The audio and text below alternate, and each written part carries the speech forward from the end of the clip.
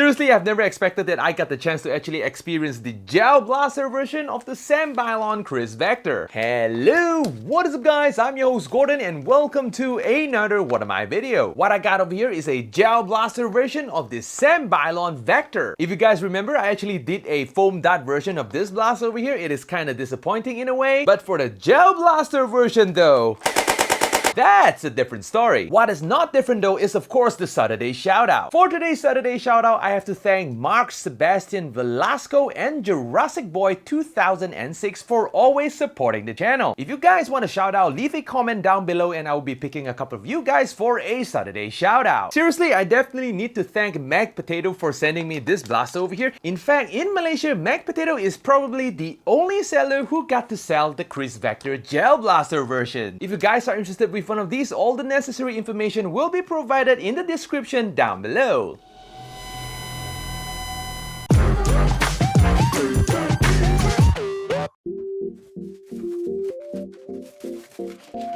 In the box, we got the blaster itself, a handguard, a fake scope, a straight mag, a long barrel and fake suppressor, a short barrel with orange muzzle, battery and charger, a pair of iron sights, safety goggle, a bag of gels, an optional drum mag, and a manual. The battery compartment is located at the front of the blaster. First, we will have to connect the battery and put the battery in, then push in the handguard. The blaster comes with a longer barrel and a shorter barrel with a orange muzzle, and I'm pushing in the longer barrel, and then friction fit the fake suppressor. Snap in both iron sight and the scope and slide in the mag prime charging handle. Next, open up the gel loading door on both of the magazine and then pour in the gels. Put in the mag, charge the mag prime, and this is how the blaster looks like with everything installed.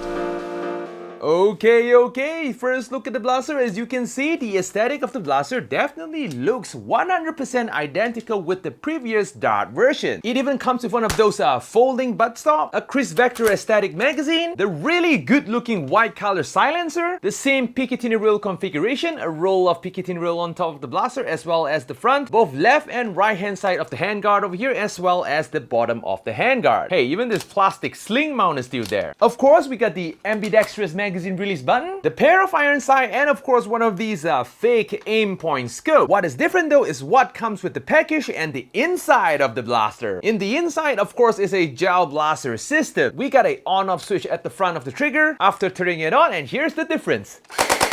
Now that is the kind of rate of fire that will match the aesthetic of this blaster. Don't skip the video guys, because I will be testing this blaster with a 11.1 volt battery. The other difference of this blaster is actually located at the left hand side of the blaster. As you can see, this priming bar over here, if it is on the previous foam dot version, this is actually fake. You can't do anything. But on the gel blaster version, this is a working mag prime. Now that is cool. Basically, when you pull the mag prime, it will automatically cycle the gel straight to the T-piece and you can fire the blaster right away after you put in the magazine and pull the mag prime for a second. One more difference is that this blaster actually comes with a optional drum magazine over here, just in case you need more gel capacity, just in case you swap in a 11.1 volt battery. You know those rate of fire can be quite crazy, right? And here comes the cool part. When you fire the blaster, the drum magazine actually spins, just like one of those Uzi gel blaster. When you pull the mag prime, that is cool guys! Regarding the firing mode, this blaster only comes with one firing mode, which is full auto. If you want semi-auto, you can always do the trigger discipline style.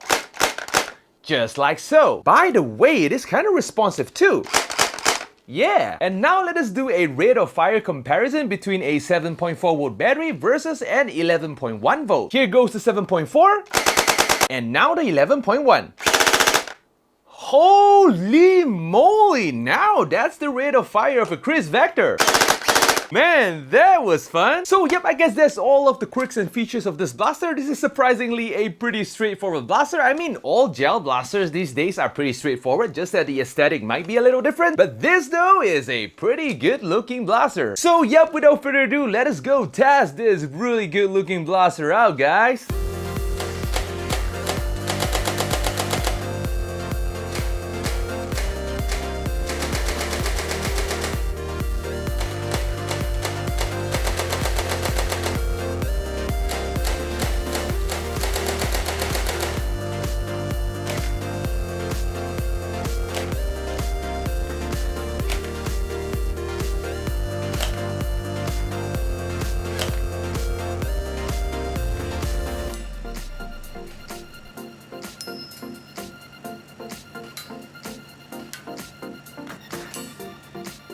Okay, we are back. So the performance of the blaster is again a pretty straightforward, a familiar number though. The blaster can shoot from 141 FPS all the way to 156 FPS with a stock 7.4 volt battery. The accuracy of this blaster is actually not bad. In 8 to 10 meters, hitting a target is not an issue at all. Basically, all gel blaster can hit the target in 8 to 10 meters. And if you decided to swap in an 11.1 volt battery, it should give you an additional 10 FPS and 1 meter in range. Operating this blaster so far, I did not encounter any jams, which is a good thing. The mag prime works just perfectly, the folding buttstock works just fine, and of course the blaster passes the wall test. I mean, seriously guys, this is a really good looking blaster. And of course, not to mention a serious rate of fire.